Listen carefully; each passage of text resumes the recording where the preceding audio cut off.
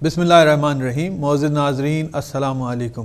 ہم آپ کی خدمت میں پروگرام اہل بیت فکری اور سیاسی زندگی لے کر حاضر ہیں۔ آج جن امام علیہ السلام کی زندگی پر ہم گفتگو کریں گے وہ ہمارے 11ویں امام حسن بن علی عسکری علیہ السلام ہیں۔ امام کا تھوڑا سا تعارف۔ امام علیہ السلام کے والد کا نام علی النقی، والدہ جناب حدیثہ خاتون۔ امام کی ولادت سن 232 ہجری میں ہوئی۔ امام کی شہادت سن 260 ہجری میں تاریخ میں ملتی ہے۔ جو امام کی عمر مبارک بنتی ہے اس دوران، وہ تقریباً 28 سے 29 سال ہے۔ امام علیہ السلام کا دور امامت وہ تقریباً 6 سال کے قریب ہے۔ امام علیہ السلام بہت ہی کم سنی میں اپنے بابا امام علی نقی علیہ السلام کے ساتھ مدینے سے سامرہ وارد ہوئے۔ کم و بیش 1 سے 2 سال امام کی عمر بنتی ہے۔ ہم امام علیہ السلام کی شخصیت کے فکری اور سیاسی پہلو پہ آج گفتگو کریں گے۔ ہمارے ساتھ جو مہمان موجود ہیں ان کا تعارف آپ سے کراتے ہیں۔ ہمارے ساتھ اس وقت ڈاکٹر سید عباس نقوی صاحب موجود ہیں، حجت الاسلام والمسلمین۔ ہم آپ کو اپنے پروگرام میں خوش آمدید کہتے ہیں۔ بہت بہت شکریہ۔ قبلہ مختلف ذمہ داریاں اور مختلف انداز میں کمیونٹی میں متحرک رہے ہیں۔ آج کل قبلہ امام جمعہ والجماعت امام عصر سینٹر واکنگ میں ہے۔ اس سے پہلے قبلہ امام جمعہ والجماعت حسینی مسجد لیسٹر میں تقریباً 3 سال سے زیادہ رہ چکے ہیں۔ مجلس علماء کے مختلف ادوار میں مختلف پوزیشنز پر خدمت انجام دیتے رہے ہیں۔ اس کے ساتھ ساتھ قبلہ ایک چیریٹیبل ٹرسٹ ہے جس کا نام ہے ہیومینٹی انٹرنیشنل چیریٹیبل ٹرسٹ، اس کے چیئرمین ہیں۔ یہ ٹرسٹ یتیم، بیوہ اور اسٹوڈنٹس کی مالی معاونت کر رہا ہوتا ہے۔ اس کے ساتھ ساتھ قبلہ وائس چیئرمین ہیں walking people of interfaith charity کے۔ ہم اپنے پروگرام کا آغاز کرتے ہیں۔ قبلہ سے ہم امام حسن عسکری علیہ السلام کی شخصیت کے سیاسی اور فکری پہلو پر گفتگو کریں گے، لیکن سب سے پہلے ہم اپنی گفتگو کا آغاز کریں کہ امام حسن عسکری علیہ السلام کی جو القابات میں سے ایک لقب عسکری ہے، اس کے بارے میں قبلہ ہمارے ناظرین کو بتائیں کہ یہ عسکری سے کیا معنی ہے۔ اعوذ باللہ من الشیطان الرجیم، بسم اللہ الرحمن الرحیم۔ انما یرید اللہ لیذہب عنکم الرجس اہل البیت ویطہرکم تطہیرا۔ ڈاکٹر غضنفر، ہم آپ کے بہت بہت مشکور ہیں کہ آپ نے ہمیں آج کے اس پروگرام کے لیے دعوت دی اور ہم دونوں مل کر جو ہے اپنے محبوب امام حسن عسکری علیہ السلام پہ کچھ گفتگو کر سکیں۔ تو جیسا کہ قرآن پاک کی سورہ احزاب کی آیت آپ کی خدمت میں تلاوت کی، انما یرید اللہ لیذہب عنکم الرجس اہل البیت، اللہ نے ہر قسم کے رجس کو اہل بیت سے دور رکھا ہے۔ اب اس کے 2 مفہوم ہو سکتے ہیں۔ ایک یہ ہے کہ اہل بیت علیہ السلام خود کوئی گناہ نہیں کرتے، یا خود کوئی بھی جو ہے وہ ناپاکی ان کے قریب نہیں جاتی، یا تاریکی یا جہالت یا گمراہی۔ لیکن دوسرا جو مطلب ہے اور جس کی طرف اس وقت میں چاہوں گا کہ تھوڑا سا ہمیں مزید اس پر فکر اور غور کرنا چاہیے، وہ یہ ہے کہ وہ تمام افراد کہ جن کے دلوں میں رجس ہے، نجاست ہے، چاہے وہ شرک کی ہو یا کفر کی ہو یا نفاق کی ہو یا گناہوں کی ہو، وہ لوگ تب تک اہل بیت کے قریب نہیں جا سکتے، ان کے حلقہ احباب میں، ان کے قرب میں، جب تک انسان اپنے ظاہر اور باطن کو پاک اور طاہر نہ کر لے۔ تو انشاءاللہ اس پروگرام کے حوالے سے ہم سب، آپ، میں اور دیکھنے والے ناظرین، یہ سب کوشش کریں گے کہ ہم اپنے آپ کو طہارت کے اس مقام پر لے آئیں۔ صحیح۔ ہماری زبانیں بھی پاک ہوں، قلب بھی پاک ہو، سوچ بھی پاک ہو، تاکہ ہم اہل بیت علیہ السلام کے وہ جو مقام ہے ان کی فکر کا، ان کی سوچ کا، ان کی سیاست کا، ان کے اخلاق کا، ان کے کردار کا، اس کو سمجھنے کے قابل ہو سکیں۔ جب تک ہمارے اندر رجس ہوگا کسی بھی قسم کا تو ہم سمجھ بھی نہیں پائیں گے۔ یہی وجہ ہے کہ آج دنیا کی اکثریت جو ہے وہ لوگوں کی شاید ائمہ اطہار علیہ السلام کو نہیں پہچان پائی، اور پہچانا نہیں ہے، محبت نہیں کرتے تو فالو بھی نہیں کرتے۔ تو ہم سب کو یہی دعوت دیتے ہیں کہ آئیے کھلے ذہن کے ساتھ سوچیے اور تفکر کیجیے، اور اس کے بعد ہر قسم کے شرک کی، کفر کی، گناہوں کی نجاست کو ہم اپنے آپ سے دور کر کے ان ہستیوں کے در پہ جائیں کہ جن کو اللہ نے ہماری ہدایت کے لیے چنا ہے۔ انسانوں کے چنے ہوئے نہیں، اللہ نے ان کو ہمارے لیے ہادی بنایا، اور ان ہادیوں کو ہم قریب سے جا کر اپنی ہدایت کے لیے ان سے زیادہ سے زیادہ استفادہ کریں۔ تو امام علیہ السلام کے جو مختلف القاب ہیں ان میں ایک ہادی بھی ہے کہ امام علیہ السلام، ظاہر ہے کہ امام ہے، رہنمائی کرنی ہے، ہدایت کرنی ہے لوگوں کی خدا کی طرف، حق کی طرف، نور کی طرف۔ تو امام علیہ السلام کا ایک لقب ہادی ہے۔ دوسرا ذکی ہے۔ ذکی یعنی جس کو چاہیے کہ وہ تزکیہ نفس کرنا چاہتا ہے تو وہ اس ذکی امام کے پاس ہے، اور پھر امام کے در پہ امام کی شاگردی سے، امام کے افکار سے، امام کے گفتار سے، احادیث سے جو ہے ہم اپنے آپ کو تزکیہ نفس کے مراحل سے گزار کر امام کا قرب پا سکتے ہیں۔ اسی طرح ایک لقب امام علیہ السلام کا سراج، سراج یعنی چراغ۔ تو بہت معروف حدیث ہے حضرت محمد مصطفیٰ صلی اللہ علیہ وسلم امام حسین علیہ السلام کے بارے میں، ان الحسین مصباح الہدی و سفینۃ النجات۔ تو امام حسین علیہ السلام جو ہے وہ نجات کا سفینہ، نجات کی کشتی ہیں اور ہدایت کے چراغ ہیں۔ تو اسی طرح امام حسن عسکری علیہ السلام بھی جو ہے، جو ان کے بیٹے ہیں، تو امام علیہ السلام کا ایک لقب بھی سراج ہے، صحیح، نور، چراغ، یعنی دور سے جو ہے جس کی روشنی جو ہے لوگوں کو نظر آئے اور لوگ اس کی طرف کھینچے چلے ہیں۔ اور ابن الرضا بھی جو ہے امام علیہ السلام کا ایک لقب ہے، ظاہر ہے کہ پڑھ پوتے ہیں امام رضا علیہ السلام کے، اس حوالے سے بھی آپ کا ایک لقب ہے۔ لیکن جو سوال آپ کا کہ امام حسن عسکری علیہ السلام کو عسکری کیوں کہا جاتا ہے، اب اس کی دو وجوہات بتائی جاتی ہیں۔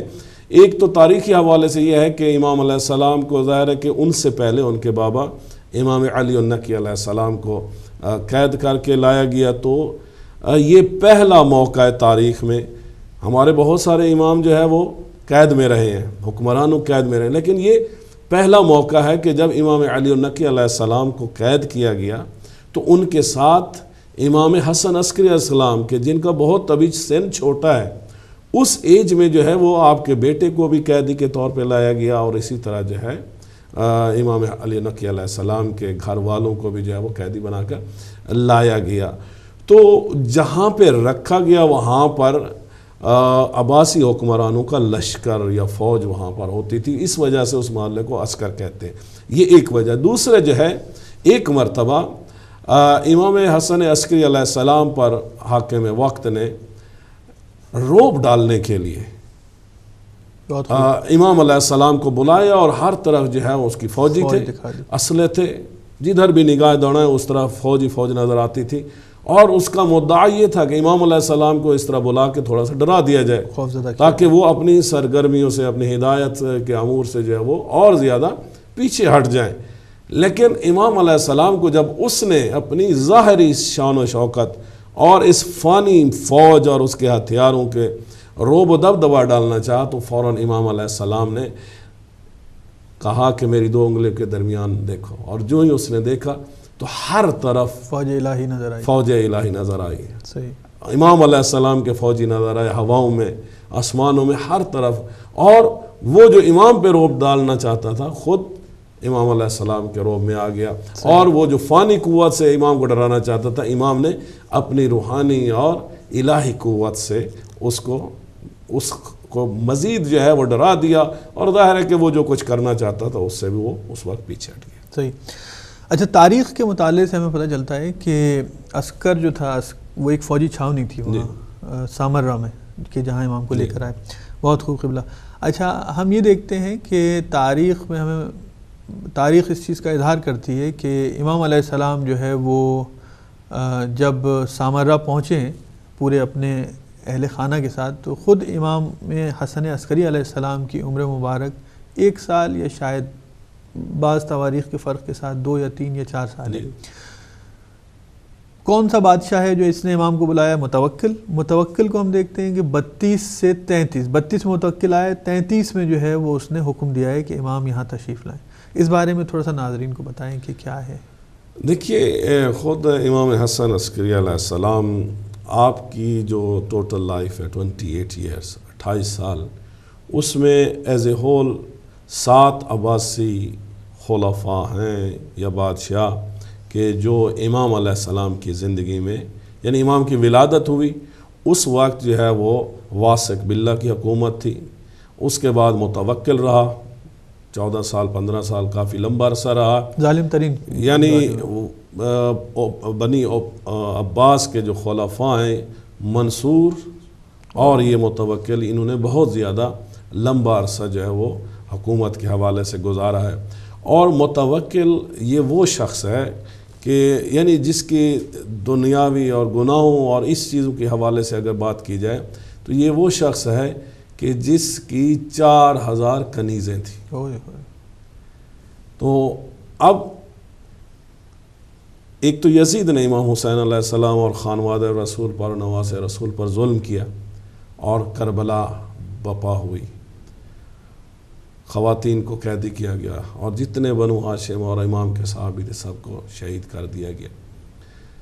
لیکن دوسری جو کربلا جو ہے وہ ہوئی ہے وہ اس متوکل کے ہاتھ ہوئی ہے۔ یعنی پہلا ظلم اس نے یہ کہ یعنی اہل بیت رسول سے، خانوادہ رسول سے یا ہادیان اسلام سے اس کو اتنی دشمنی اور نفرت تھی کہ لوگوں پر پابندی لگا دی کہ امام حسین علیہ السلام کی زیارت پر کوئی شخص نہیں جا سکتا۔ نہ صرف یہ کہ پابندی تھی بلکہ معمور کیے لوگوں کو، سپاہیوں کو، کہ جاؤ امام علیہ السلام کے مزار کو مسمار کر دو اور وہاں پہ حل چلا دو، وہاں پہ دریائے فرات کا پانی بہا دو تاکہ قبروں کے نشان تک نہ رہے، وہ مٹی نہ رہے کہ جہاں پر مولا کی جو ہے وہ قبر ہے۔ لیکن ظاہر وہ اس میں بھی ناکام ہوئے، اور یہی وہ متوکل ہے کہ جس نے امام علی النقی علیہ السلام کو جو ہے وہ مدینہ سے قید کر کے سامرہ میں لے آئے۔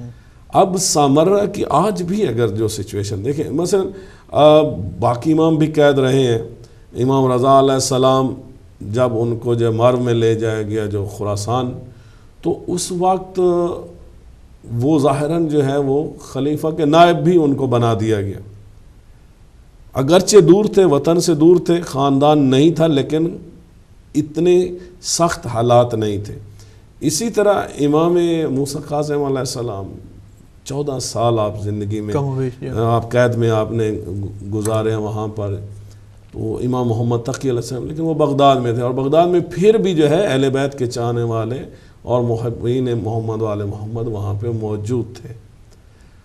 اور امام موسیٰ کاظم علیہ السلام یا امام محمد تقی علیہ السلام، ان کے بیوی بچوں کو جو ہے وہ قید نہیں کر کے لایا گیا۔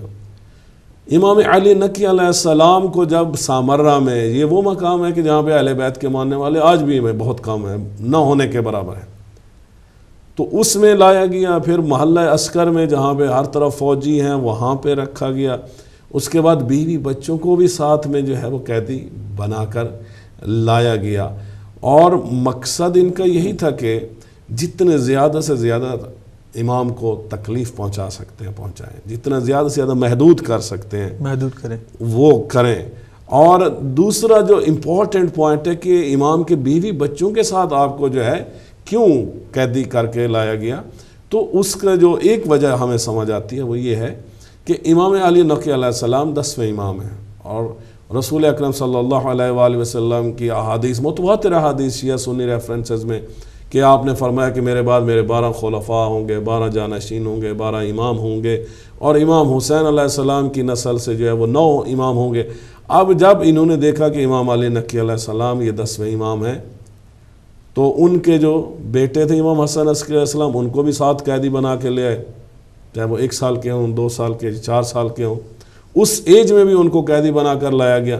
اور پھر ان دونوں امام پہ ہر وقت یا ان کو نظر بند رکھا یا قید میں رکھا، اور ہر وقت ان کے جاسوس جو ہے وہ گھیرے میں رکھتے کہ مہدی یا تو پیدا نہ ہو 12واں امام، اگر پیدا ہو تو کیونکہ رسول اللہ کی واضح حدیث تھی کہ امام مہدی علیہ السلام جب ظہور کریں گے اور پھر ان کی عالمی حکومت قائم ہوگی، ہر طرف عدالت ہوگی، امن ہوگا، اور وہ وقت جو ہے وہ انسانیت کا عروج کا وقت ہوگا، صحیح، انسانیت کے بخت کا وقت ہوگا۔ تو یہ چاہتے تھے کہ امام مہدی علیہ السلام کی ولادت نہ ہو، یا اگر ہو تو ان کو فوراً جو ہے وہ شہید کر دیا جائے، اور اس طرح ان کی حکومت کو کوئی زوال نہ آئے۔ صحیح۔ قبلہ ایک بڑے اہم نقطے کی طرف آپ نے اشارہ کیا کہ اگر امام علی نقی علیہ السلام سے پہلے دیکھا جائے تو جتنے ائمہ ہیں ان کو صرف امام کو جو ہے وہ قید کر کر لے کر آتے ہیں اور قید میں ڈال دیتے ہیں۔ واحد امام نقی علیہ السلام ہیں کہ جن کو اہل خانہ کے ساتھ، یعنی جس میں ان کی اہلیہ بھی شامل ہیں اور نومولود ایک جو بچے ہیں امام حسن عسکری علیہ السلام، ان کو بھی جو ہے وہ قید میں لے کے گئے۔ یہ اس چیز کا واضح اشارہ ہے کہ دشمن جو ہے وہ امامت کو اپنے لیے خطرہ سمجھتا ہے، جی صحیح نا؟ نہ صرف یہ کہ امامت کو اپنے لیے خطرہ سمجھتا ہے، بلکہ امامت کو ایک نظام کی حیثیت سے، کہ امامت ایک نظام کا نام ہے اور وہ نظام جو ہے وہ ہر حاکم کے لیے ایک مستقل تھریٹ ہے، اس عنوان سے لیتا ہے۔ جی بڑا اہم نقطہ آپ نے جو ہے اس کی طرف نشاندہی کی۔ یہ جو امام علیہ السلام کو لے کر آئے ہیں، ان کا انداز کیا ہے؟ کیا انداز میں جو ہے وہ امام کی تاخیر کرنا چاہتے ہیں معاذ اللہ؟ کیا انداز ہے؟ زبردستی ہے؟ دیکھیے، ہمیشہ اہل بیت رسول نے اپنی حد تک پسند کیا کہ وہ مدینۃ الرسول میں رہیں، مدینہ منورہ میں رہیں، صحیح، اور ہمیشہ جو ہے وہ نانا رسول کے قبر کے مجاور رہیں، اور وہاں سے جس طرح امام جعفر صادق، امام باقر علیہ السلام، تمام ائمہ اطہار علیہ السلام یہی چاہتے تھے کہ وہاں سے مدینہ مرکز اسلام ہو، مدینہ مرکز نور ہو، اور وہاں سے سب کو ہدایت جو ہے وہ پوری دنیا میں پہنچائی جاتی رہے۔ اور اس کے ساتھ ساتھ جو ہے وہ حرم خدا مکہ مکرمہ وہ بھی قریب تھا، اور بہت سارے ائمہ اطہار علیہ السلام نے جو ہے وہ پیدل حج بھی کیے ہیں، کیونکہ ظاہر ہے کہ جس طرح خدا کی محبت میں انسان جتنی کوشش کرتا ہے، جتنی تکلیف سہتا ہے، اتنا اجر بھی ہے۔ صحیح۔ تو بہرحال ائمہ اطہار علیہ السلام کی اپنی پسند کو اگر، ویسے تو یہ ہے کہ ہر حال میں وہ راضی ہیں، صحیح، لیکن یہ ہے کہ ائمہ اطہار یہی چاہتے تھے کہ مدینۃ الرسول میں رہیں۔ صحیح۔ لیکن اب جب امام علی نقی علیہ السلام کو لایا گیا تو ان کو امام کا چوائس یہی تھا کہ ان کے فیملی جو ہے وہ تو قیدی بنا کے لے جائے جا رہے ہیں، کم از کم ان کی فیملی، ان کی تحقیر نہ ہو۔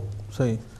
تو ان کے یعنی بیوی بچوں کو بھی جو ہے وہ ساتھ لایا گیا، تو جہاں امام کو خود جو ہے مقصد ان کے امام سے تھا، لیکن امام کے ساتھ ساتھ جو ہے نا انہوں نے نہ صرف امام کی اہانت کی اور توہین کی، بلکہ ان کے گھر والوں کا۔ اور یہ زیادہ دکھ ہوتا ہے، مرد جو ہے نا وہ خود تکلیف میں ہو تو وہ برداشت کر لیتا ہے، لیکن مرد کی غیرت یہ برداشت نہیں کرتی، ان کے آنکھوں کے سامنے ان کے دشمن، ان کے گھر والوں کو، خواتین کو جو ہے وہ خود، مثلا کربلا میں دیکھی امام حسین علیہ السلام کی جو کیفیت تھی، آخر وقت جب تک زندہ رہے نا، بار بار امام علیہ السلام، حتیٰ کہ اس آخری حملوں میں بھی امام علیہ السلام خیام کی طرف گئے، اور بار بار ادھر دیکھتے تھے کہ کہیں جو ہے ان کی زندگی میں تو کم از کم کوئی دشمن جو ہے وہ حرم رسول پر وہ حملہ نہ کرے۔ تو یہاں تو یہ ہے کہ حرم رسول پر حملہ بھی کیا گیا، ان کو بھی قیدی بنایا گیا، ان کی بھی اہانت کی گئی۔ اچھا قبلہ، کیا ہمارے ناظرین کے لیے آپ یہ بتا سکیں گے کہ امام حسن عسکری علیہ السلام، کیونکہ ہمارا اس گفتگو کا موضوع امام حسن عسکری علیہ السلام کی ذات مقدس ہے، کیا امام کی جو بچپن کی زندگی ہے اس سے کوئی واقعہ ہمارے ناظرین کے لیے بیان کر سکیں گے؟ دیکھیے کہ ظاہر ہے کہ امام چونکہ منصوص من اللہ ہوتا ہے، صحیح، تو امام بطن مادر میں بھی امام ہوتا ہے، پیدائش کے وقت بھی امام ہوتا ہے، لیکن جس طرح رسول اکرم صلی اللہ علیہ وآلہ وسلم 40 سال کے ہوئے اور انہوں نے اعلان نبوت کیا، تو اسی طرح ایک امام کی جب شہادت یا وفات ہوتی ہے تو اس کے بعد جو ہے وہ ان کے بعد والا امام امامت کا اعلان کرتا ہے، یا پہلا امام جو ہے وہ ان کا اعلان کر کے جاتے ہیں۔ تو امام حسن عسکری علیہ السلام ظاہر ہے کہ بچپن میں ہی قیدی بنا کر لائے گئے سامرہ میں، اور سامرہ میں اسی بچپن میں ہی بچے کھیل رہے تھے، امام علیہ السلام بھی وہاں ان کے قریب کھڑے تھے، تو اب باقی بچے کھلونوں کے ساتھ کھیل رہے تھے، امام کے ہاتھ میں کوئی کھلونا بھی نہیں تھا، اور کھیلنے کی بجائے یا بچوں کے ساتھ لہو و لعب میں مصروف ہونے کی بجائے امام علیہ السلام وہاں کھڑے ہوئے رو رہے تھے۔ تو کوئی شخص وہاں سے قریب گزرا تو دیکھا کہ ایک بچہ رو رہا ہے، تو کہا بیٹا تمہارے پاس کھلونا نہیں، اگر تم چاہو تو میں تمہارے لیے کھلونا لے کر آتا ہوں۔ تو فوراً امام حسن عسکری علیہ السلام نے جواب دیا کہ اللہ سبحانہ و تعالیٰ نے ہمیں عبث پیدا نہیں کیا، بے مقصد پیدا نہیں کیا۔ تو اس بزرگ نے پوچھا کہ پھر اللہ نے ہمیں کس لیے پیدا کیا ہے؟ آپ نے فرمایا اللہ نے ہمیں اپنے عبادت کے لیے پیدا کیا ہے۔ تو پھر اس بزرگ نے کہا کہ ٹھیک ہے، ابھی تو آپ بچے ہیں، آپ پر واجب بھی نہیں ہوئی عبادت، تو پھر کس وجہ سے رو رہے ہیں؟ تو کہا کہ میں دیکھتا ہوں میرے گھر میں میری مادر گرامی جو ہے وہ موٹی اور بڑی لکڑیوں کو آگ لگانے کے لیے پہلے چھوٹی چھوٹی لکڑیوں کو، ٹوئگس کو جو ہے وہ آگ لگاتی ہیں۔ تو میں رو اس لیے رہا ہوں کہ اگرچہ ابھی میری ایج جو ہے وہ بہت چھوٹی ہے، کہیں ایسا نہ ہو کہ بڑے بڑے گناہ گاروں کو جلانے کے لیے ہم چھوٹے صغیر سن بچے بھی جو ہے وہ جہنم کا ایندھن بن جائیں۔ تو اس لیے ظاہر ہے کہ چاہے رسول اکرم ہو یا ائمہ اطہار علیہ السلام کی ذات ہو، تو یہ بہشت کے مالک ہیں، لیکن ان کی جو ہے وہ زندگی اور ان کا سیرت جو ہے وہ ہمیں یہ بتا رہی ہے کہ ہمیں اپنی فکر کو کس طرح ڈیولپ کرنا ہے۔ ہم اگر بچے بھی ہوں تو تب بھی جو ہے اللہ سبحانہ و تعالیٰ کی اطاعت اور عبادت کی طرف سوچنا چاہیے۔ اس بچپن میں بھی جو ہے تربیت ہونی چاہیے کہ جو شخص نافرمانی خدا کرے گا وہ جہنم میں جائے گا، اور جو اللہ کا مطیع بنے گا وہ محمد و آل محمد کے ساتھ بہشت۔ قبل ہم چاہیں گے کوئی ایک اور واقعہ امام علیہ السلام کی زندگی سے ہمارے ناظرین کے جو ہے گوش گزار کریں، تاکہ اس کے بعد پھر ہم اپنی جو بحث ہے ہماری جو موضوع ہے اس کی طرف آئیں، کہ امام علیہ السلام جو ہے وہ یعقوب اسحاق کندی، اس کے ساتھ امام علیہ السلام کی کچھ ہمیں ایک رابطہ نظر آتا ہے تاریخ میں، وہ ہمارے ناظرین کے گوش گزار کریں کہ وہ کیا ہے۔ یعقوب کندی جو ہے مشہور فلسفی گزرا ہے۔ دیکھیں یہ بغداد میں تھے اور ویل نون اسکالر تھے، فلاسفر تھے، اور اپنے تئیں اس نے سمجھا کہ قرآن کی مختلف آیات جو ہے وہ آپس میں کنٹرڈکٹ کرتی ہیں، صحیح منافات ہے، اختلاف ہے۔ تو مقصد اس کا یہ تھا کہ اگر یہ کلام خدا ہے تو پھر اس میں تضادات کیوں ہیں، صحیح، اور اپنے تئیں وہ یہی ثابت کرنا چاہتا تھا کہ قرآن جو ہے وہ کلام خدا ہی نہیں ہے۔ صحیح۔ اب ظاہر ہے کہ مسلمان ہونے کے حوالے سے ہمارے ایمان کا حصہ ہے کہ اللہ کا کلام ہے قرآن، اور قرآن کتاب ہدایت ہے، اور خود اللہ سبحانہ و تعالیٰ اس میں فرما رہا ہے کہ اس کلام کو ہم نے نازل کیا اور ہم ہی اس کی حفاظت کریں گے۔ صحیح۔ تو اب خود خدا جو فرماتا ہے کہ ہم نے نازل کیا، اور اسی طرح ماہ مبارک رمضان میں بھی سورہ قدر جس میں لیلۃ القدر کا بیان بھی آتا ہے کہ ایک رات ہزار راتوں سے جو ہے وہ بہتر ہے، لیکن یہ اگر ملائیں تو یہ ٹوٹل 83 ایئرز بنتے ہیں، یعنی ایک رات لیلۃ القدر 83 سال کی عبادت سے بہتر ہے، افضل ہے۔ تو اس رات میں مین کام کیا ہوا؟ دو چیزیں ہیں جو رسول اللہ نے اپنی دوسری حدیث میں فرمائی، تارکم فیکم الثقلین کتاب اللہ و اطاعت اہل بیت۔ تو یہاں بھی لیلۃ القدر میں بھی وہی چیز ہے کہ اس رات میں ماہ مبارک رمضان کی اس رات میں اللہ کا کلام نازل ہوا، اور کس پہ نازل ہوا؟ سبحان اللہ، حجت خدا پر، صحیح، حضرت محمد مصطفیٰ صلی اللہ علیہ وآلہ وسلم پر۔ لیکن اسی میں جو ہے وہ جو کنٹینیوٹی وہ یہ ہے، تنزل الملائکۃ والروح فیہا بإذن ربہم من کل امر سلام ہی حتی مطلع الفجر، کہ اس میں جو ہے ملائکہ نازل ہوتے ہیں، تنزل الملائکۃ والروح، کہ ملائکہ اور روح ایک الگ مخلوق ہے ملائکہ سے ہٹ کر، وہ نازل ہوتے ہیں۔ اب اس میں مضارع کا صیغہ ہے، مضارع یعنی پریزنٹ اور فیوچر ٹینس۔ اب قرآن کہہ رہا ہے کہ ہر سال لیلۃ القدر بھی آتی ہے، ہر سال فرشتے بھی نازل ہوتے ہیں۔ جب پہلی دفعہ قرآن نازل ہوا تو قلب رسول پر نازل ہوا، لیکن اب ہر سال ہر سال کے ماہ مبارک رمضان کی لیلۃ القدر میں جب فرشتے اور روح نازل ہوتے ہیں تو پھر کس پر نازل ہوتے ہیں؟ حجت خدا کا ہونا ضروری ہے. تو وہ حجت خدا آج کل اسی امام حسن عسکری علیہ السلام کے بیٹے جو ہے امام مہدی علیہ السلام، امام زمان عجل اللہ تعالیٰ فرج شریف ہے. لیکن جو بات ہو رہی تھی وہ اسحاق کندی کے حوالے سے، کہ ظاہر ہے کہ وہ قرآن جو مسلمانوں کے لیے بہت امپورٹنٹ پلر ہے، کتاب ہدایت ہے، معجزہ ہے، خود اس پہ اللہ سبحانہ و تعالیٰ نے چیلنج کیا لوگوں کو کہ اس کی مثال لے آؤ اور تم نہیں لا سکتے. تو وہ چیلنج کو کیا ہے کہ دشمن خدا، دشمن رسول چیلنج کر رہا ہے کہ یہ کتاب جو ہے وہ اللہ کا کلام نہیں ہے، اس میں کنٹرڈکشن ہے، تضادات ہیں. تو مثلا مثال کے طور پہ اب ایک مثال یہاں بیان بھی کر دوں. مثلا ایک مقام پہ اللہ سبحانہ و تعالیٰ فرماتا ہے کہ میں موت دیتا ہوں لوگوں کو. دوسرے مقام پہ ہے کہ اسرائیل جو ہے وہ لوگوں کی روح قبض کرتے. تیسرے مقام پہ ہے فرشتے جو ہے وہ روح قبض کرتے ہیں. اب اس نے اگر اس طرح کی کوئی چیز دیکھی ہو، اب جس ان کے اساتذہ ناقص ہوں تو وہ ایسے ہی پھر ظاہر سوچتے ہیں. صحیح. لیکن یہ ہے کہ اس میں کنٹرڈکشن نہیں ہے. صحیح. تو اگر جو ہے وہ ایک یونیورسٹی اور اس کا چانسلر جو ہے وہ دیکھے تو پھر ہیڈ آف ڈپارٹمنٹ الگ ہوتا ہے، ٹیچر الگ ہوتے ہیں. تو فرشتے they are just like teacher, Israil just like head of department. اور اللہ سبحانہ و تعالیٰ تمام کائنات کا خالق ہے. اس مثال میں نعوذ باللہ ایسا نہیں ہے کہ حقیقت ایسے، اس مثال میں یہ ہے کہ وہ چانسلر ہے یونیورسٹی کے. تو جب چانسلر کوئی کام کرتا ہے تو اس کے جو ہے امپلائز بھی اس کے ساتھ ہوتے ہیں، اس کے سبارڈینیٹ بھی اس کے ساتھ ہوتے ہیں. تو اسی طرح کی چیزوں کو اس نے جو ہے اچھالنا شروع کر دیا. تو جب یہ خبر ادھر ادھر پھیلی، لوگ بڑے پریشان ہو گئے. تو امام حسن عسکری علیہ السلام تک یہ بات پہنچی. تو امام علیہ السلام نے ان کے ایک شاگرد کو بلایا اور کہا کہ تم اپنے استاد کو جو ہے وہ سمجھاؤ اور اس سے منع کرو اس کام سے.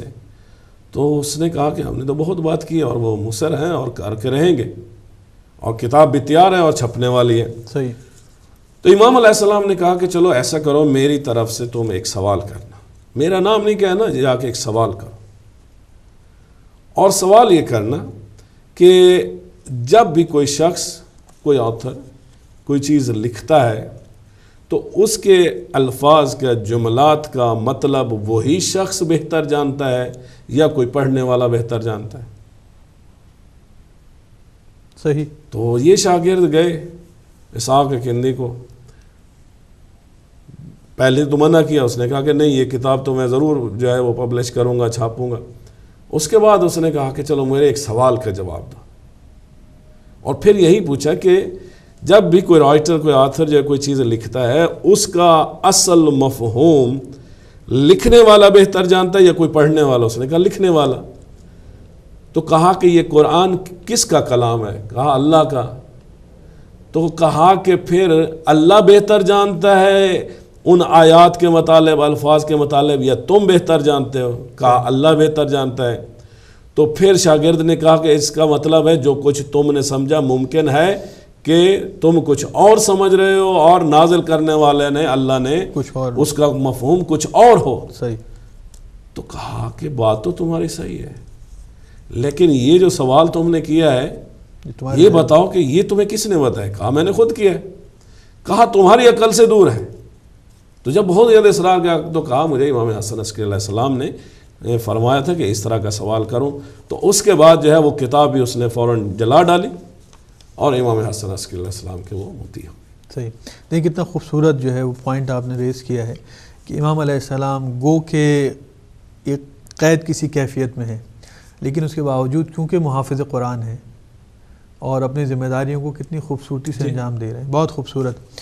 اچھا قبلہ، ہم آتے ہیں اپنے ایک اور سوال کی طرف کہ امام علیہ السلام کی جو عمر مبارک ہے وہ 1 یا 2 سال ہے جب وہ قید میں آئے ہیں اپنے بابا کے ساتھ. اچھا یہ جو ہم دیکھتے ہیں کہ امام کا جو دور امامت ہے وہ تقریباً 6 سال ہے، یعنی، اور امام کی عمر مبارک 29 سال کے قریب ہے، یعنی 23 سال امام علی نقی علیہ السلام کے زیر سایہ ہیں.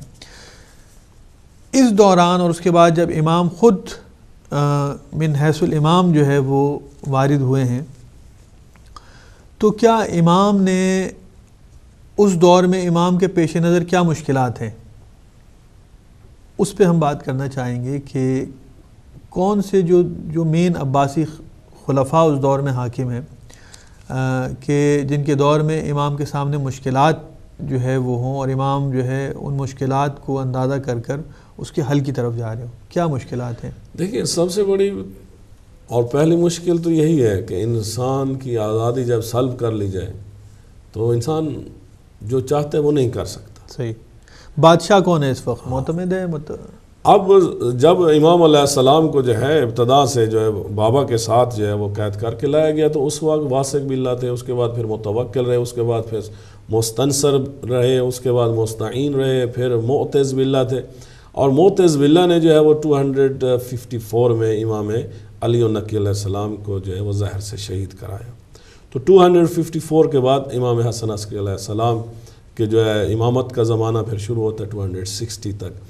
تو معتز باللہ کے بعد مہدی باللہ تھوڑے عرصے کے لیے رہا، اور اس کے بعد معتمد اللہ جو ہے وہ حاکم رہے، اور معتمد نے ہی جو ہے پھر امام حسن عسکری علیہ السلام کو جو ہے وہ زہر سے شہید کیا۔ یعنی تو کہنے کا مقصد یہ ہے کہ جب کوئی شخص قیدی ہو تو اس کی آزادی سلب ہو جاتی ہے۔ جب آزادی سلب ہو جاتی ہے آپ اپنی مرضی سے کہیں جا نہیں سکتے، کسی کو مل نہیں سکتے، کسی سے بات نہیں کر سکتے، آپ کسی کو پڑھا نہیں سکتے، آپ کسی کی ایجوکیشن نہیں کر سکتے، یعنی ہر قسم کی جو ہے محدودیت وہ اجتماعی حوالے سے جو ہے وہ ہو جاتی ہے۔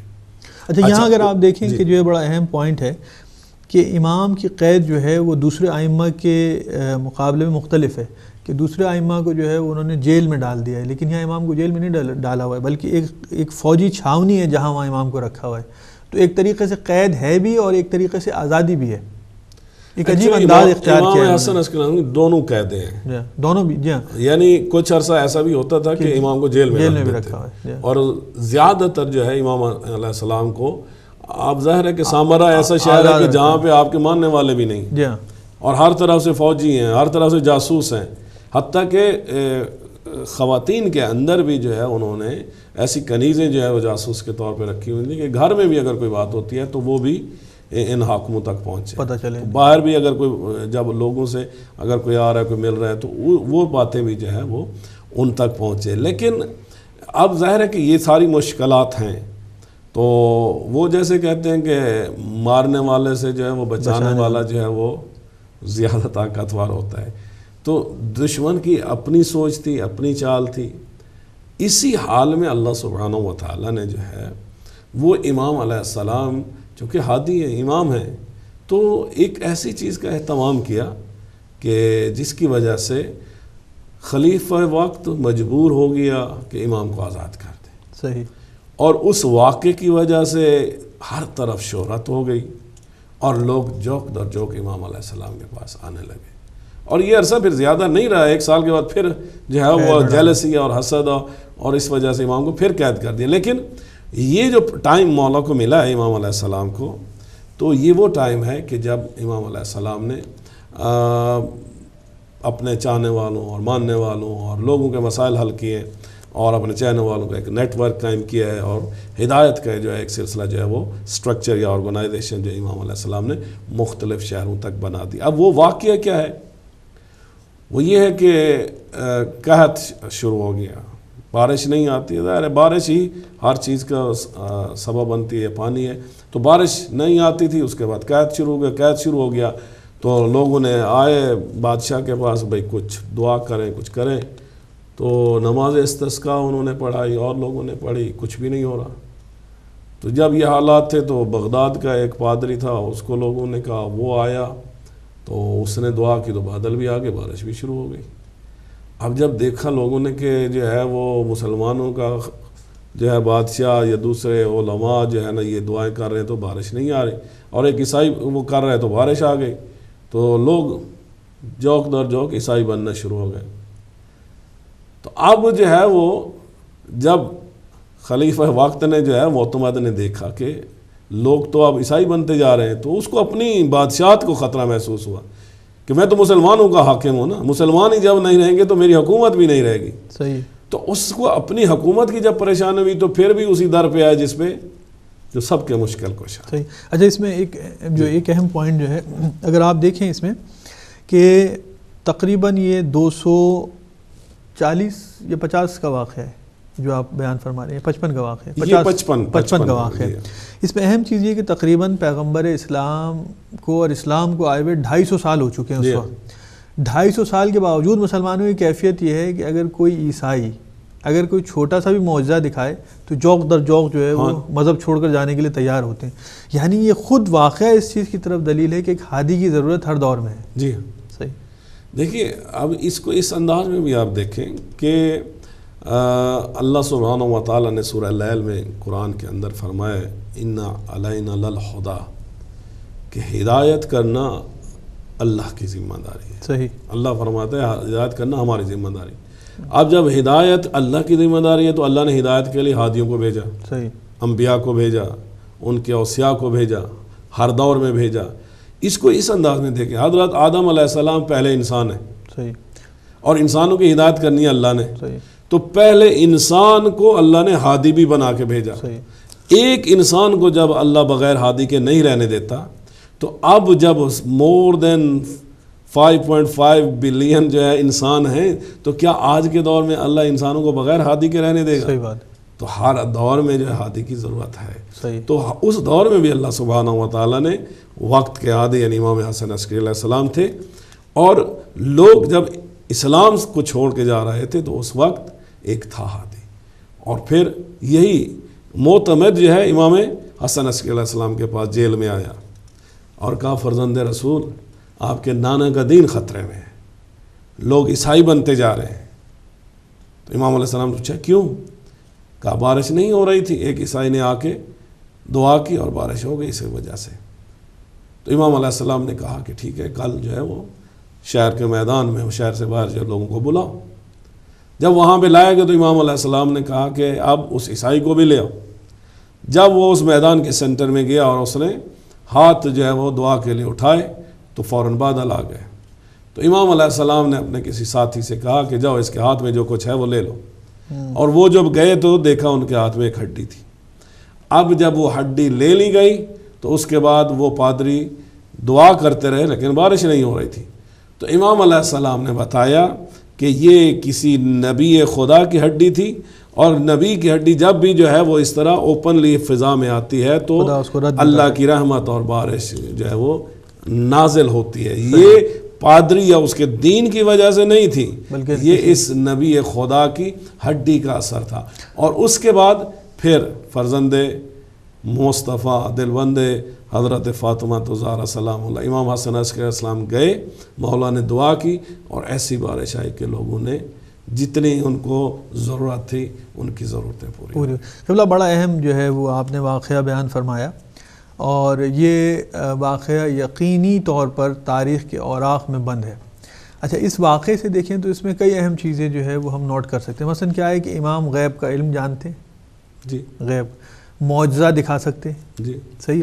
اور تیسری اہم چیز یہ ہے کہ جب کبھی بھی بادشاہ وقت کو مشکل پڑی ہے تو آیا اسی در پر ہے. صحیح. صحیح. بڑی اہم چیز ہے نا.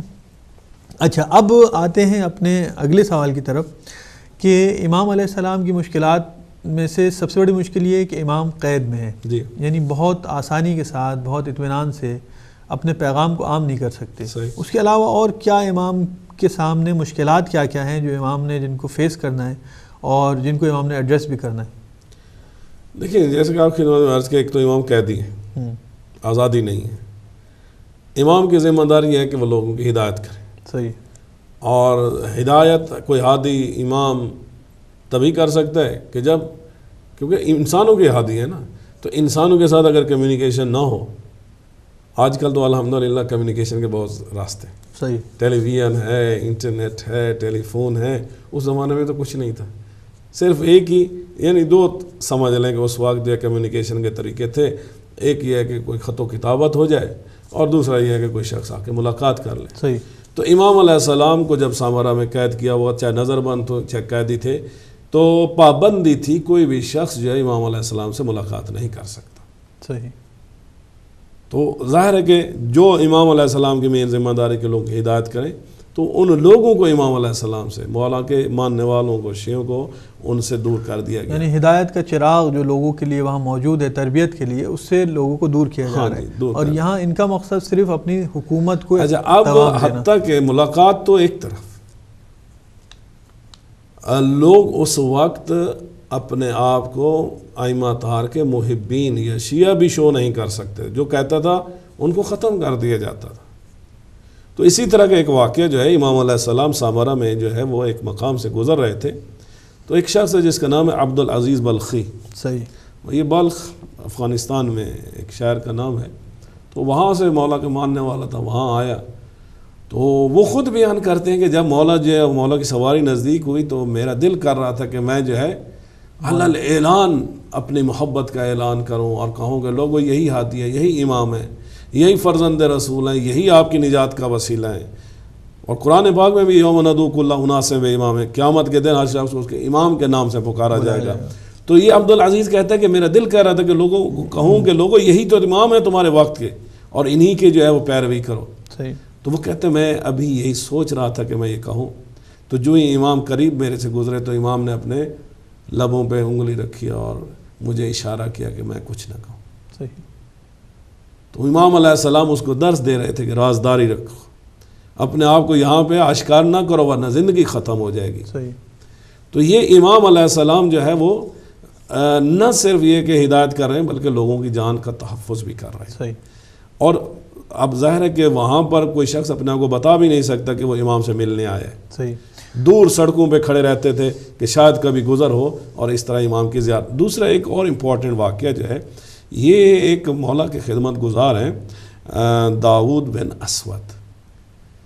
تو امام علیہ السلام نے یعنی مولا نے کس طرح جو ہے اس نیٹ ورک یا سسٹم ہدایت کا کیا، ظاہری طور پہ قیدی ہیں، لوگوں کو ملنے نہیں دیا جاتا، تو یہ جو مولا کے غلام تھے، خدمت گزار تھے، داؤد بن اسود، مولا نے ایک دفعہ اس کو ایک لاٹھی دی کہ جاؤ یہ لاٹھی جو ہے بغداد میں جا کے عثمان بن سعید کو، عثمان بن سعید، یہ عثمان بن سعید جو ہے یہ امام زمان علیہ السلام کے نائب بھی ہیں، نواب اربعہ میں سے ہیں۔ تو یہ اس وقت امام حسن عسکری علیہ السلام جو ٹریننگ کر رہے ہیں، ایک سلسلہ جو ہے، ایک نیٹ ورک نظام جو ہے مرجعیت کا، کہ امام زمان علیہ السلام نے غیبت میں جانا ہے، تو مرجعیت کا ایک نیٹ ورک اور اس کی تربیت اسی وقت دے رہے تھے۔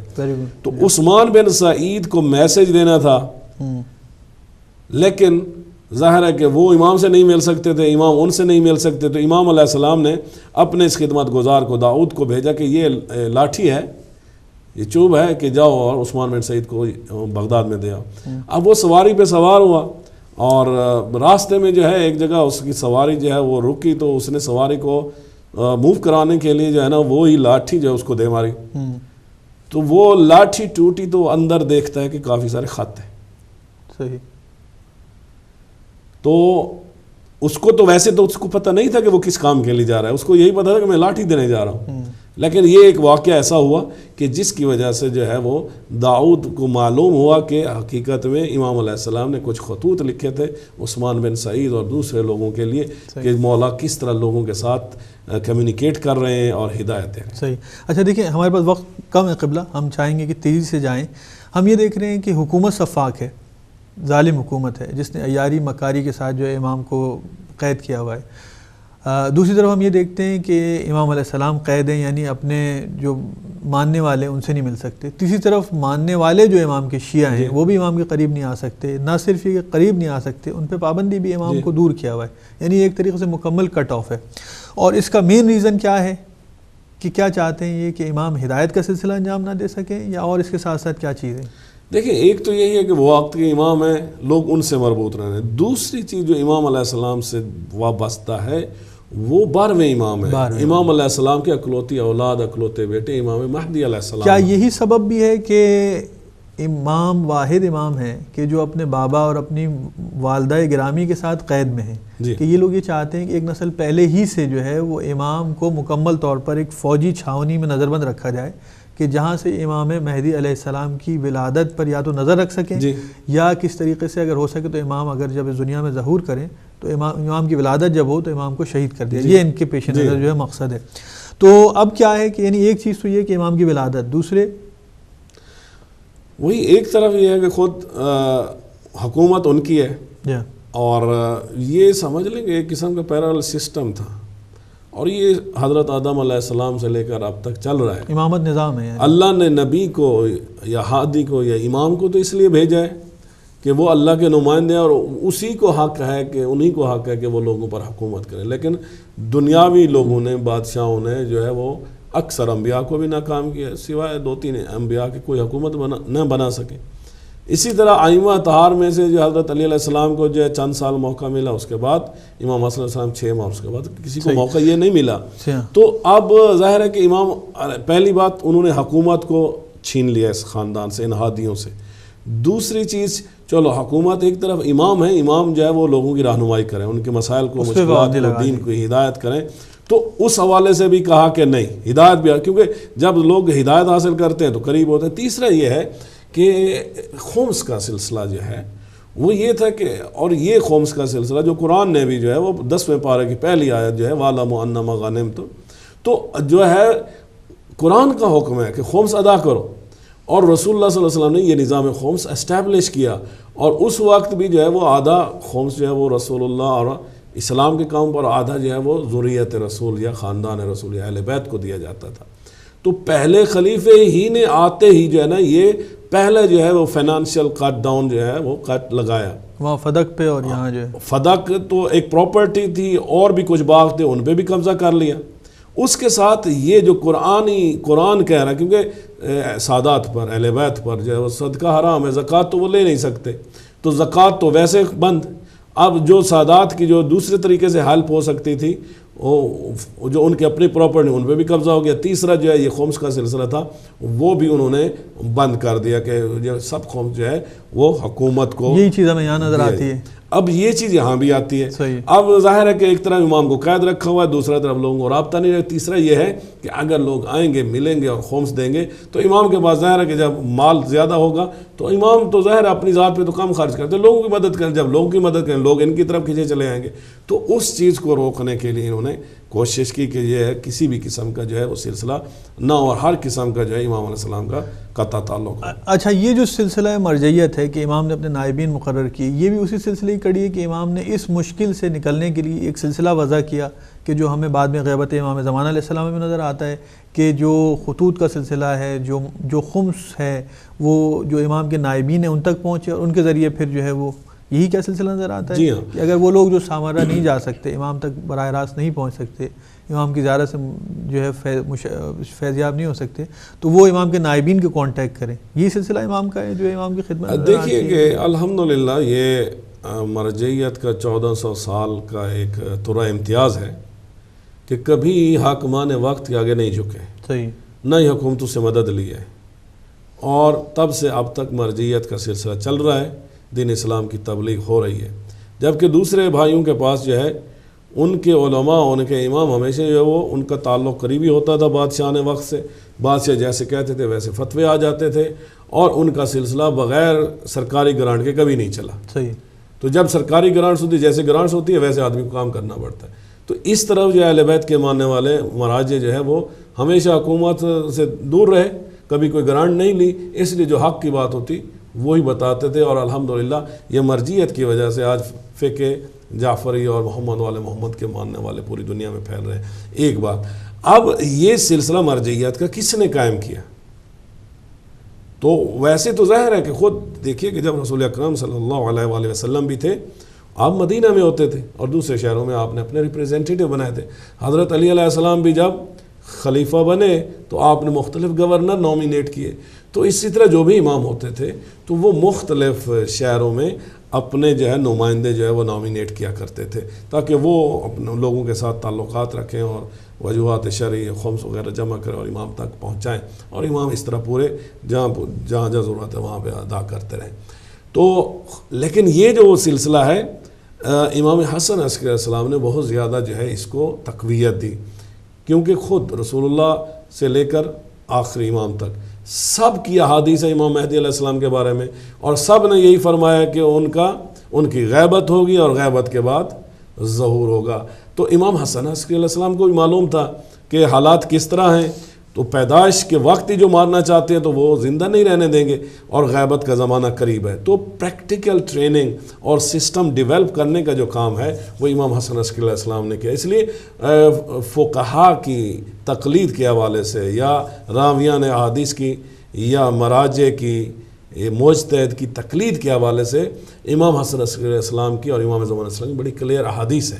تو انہوں نے ہمیں اس طرف جو ہے وہ کیا کہتے ہیں کہ ہمارا رخ اس طرف موڑا ہے کہ امام علیہ السلام کی غیبت میں پریکٹیکلی فاؤنڈیشن جو ہے امام حسن عسکری علیہ السلام نے رکھی، اور مختلف علاقوں میں جو اپنے نمائندے وہ متعین کیے، اور یہی عثمان بن سعید جو امام زمان علیہ السلام کے پہلے نائب ہیں، ان کی تربیت بھی اور ان کا سلسلہ بھی جو ہے خود امام حسن عسکری علیہ السلام سے جڑا ہوا تھا۔ تو یہ ایک سلسلہ امام حسن عسکری امام زمان علیہ السلام دونوں نے جو ہے وہ مرجعیت کا سلسلہ خود اپنے ہاتھوں سے وہ کیا ہے۔ اور دوسری بات مینلی ہے کہ فاؤنڈیشن سمجھ لیں یا تھیوریٹیکل چیزیں سمجھ لیں امام حسن عسکری علیہ السلام نے کی۔ امام زمان علیہ السلام کا جب وقت آتا ہے تو 260 سے لے کر 200 اس کے بعد 69 ایئرز کا ٹائم ہے جس میں 4 نائب ہیں، تو 4 نواب اربع کو ان میں سے ہر ایک کو تو امام زمان علیہ السلام نے نومینیٹ کیا ہے، لیکن اس کے بعد فرمایا کہ کوئی نومینیشن نہیں ہوگی، اس لیے کہ لوگ بہرحال ایجوکیٹ ہو گئے تھے، ان کی ٹریننگ ہو گئی تھی۔ کلی عمومی طور پہ ہر مرجع جو ہے وہ امام کا نمائندہ ہوتا ہے، لیکن کوئی مخصوص امام کا ان رائٹنگ کوئی نمائندہ اب نہیں ہوتا۔ صحیح اللہ، بہت بہت شکریہ۔ ہمارے پروگرام کا وقت ختم ہوتا ہے، ہم آپ کے مشکور ہیں کہ آپ نے پروگرام میں شرکت کی۔ ناظرین، آپ نے دیکھا کہ ہر دور کے حکمرانوں کی طرح اس دور کے حاکم نے بھی امام علیہ السلام کو حبس بیجا میں رکھا، اور امام کے ہر طریقے کے رابطے وہ خواہ معاشی ہوں یا معاشرتی ہوں ان کو منقطع کیا۔ اس کے باوجود امام علیہ السلام نے اپنی ذمہ داریوں کو کس طرح انجام دیا۔ آپ نے اس پوری گفتگو میں سنا کہ امام علیہ السلام نے اس قید کی کیفیت میں بھی اپنی ذمہ داریوں کو بحسن خوبی انجام دیا۔ نہ ظالم امام مہدی علیہ السلام کی ولادت کو روک سکے، نہ امام کے آنے کو روک سکے، اور نہ ہی امام حسن عسکری علیہ السلام کی دین کی ترویج کو روک سکے۔ اس کے ساتھ ہی ہمارے پروگرام کا وقت ختم ہوتا ہے۔ ہمیں اگلے پروگرام تک کے لیے اجازت دیجیے۔ والسلام علیکم ورحمۃ اللہ وبرکاتہ۔